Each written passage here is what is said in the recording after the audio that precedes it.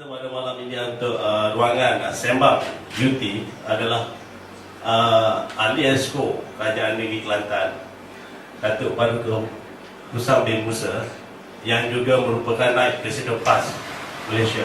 Selamat datang, Datuk.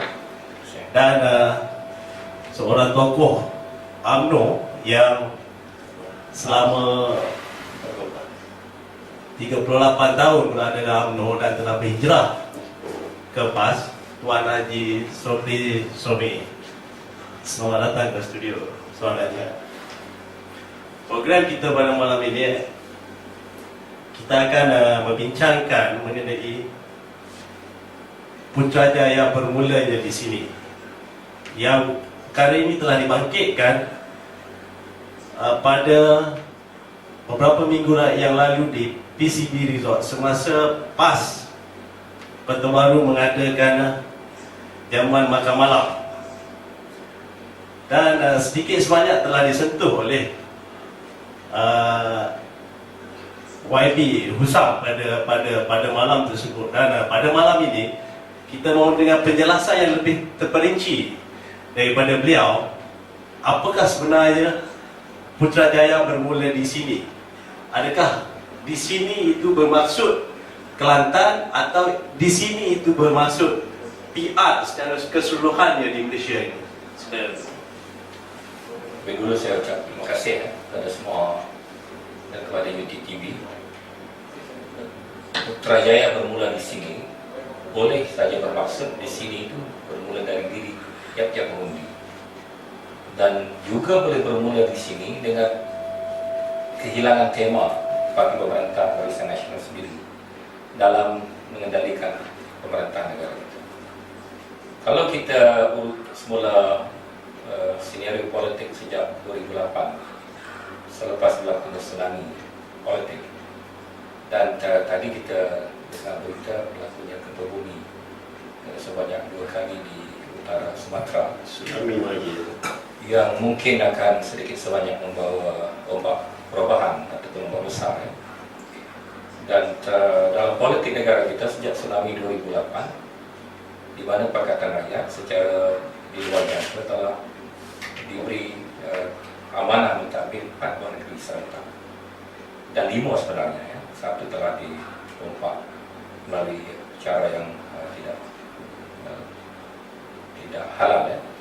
Tidak dengan izin rakyat. Kita lihat bahawa UMNO lebih berkonsep ataupun bersifat distraktif politiknya. Politik UMNO kehilangan tema. UMNO bukan lagi satu parti yang konstruktif, dan isu-isu perkauman dan agama adalah modal utama, dan senjata utamanya adalah menyerang, baik dalam bentuk fitnah, dalam bentuk charge di mahkamah, dalam bentuk serangan yang dilancarkan tanpa fakta bertubi-tubi. Pada pendapat saya, ini adalah bukti bahawa UMNO tidak lagi layak mentadbir Putrajaya.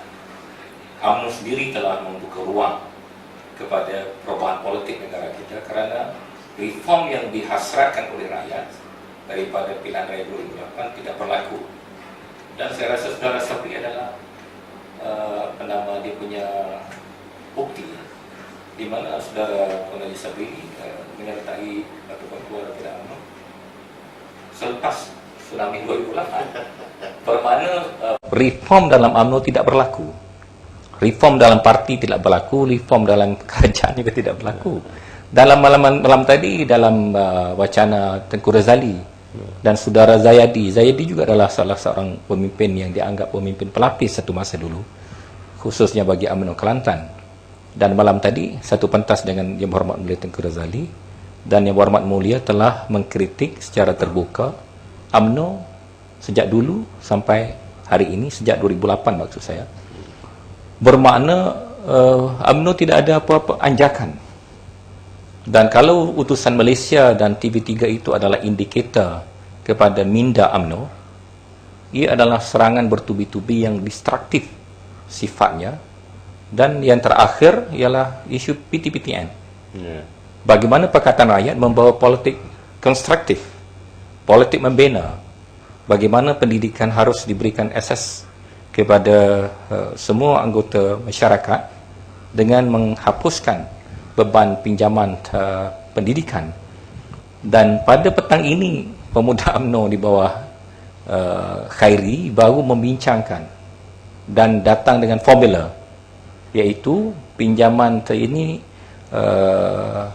interest 1% yang dipanggil ijarah dicadangkan, dihapuskan oleh pemuda UMNO sendiri bila Pakatan Rakyat telah membangkitkan isu menghapuskan hutang PTPTN ini secara sepenuhnya.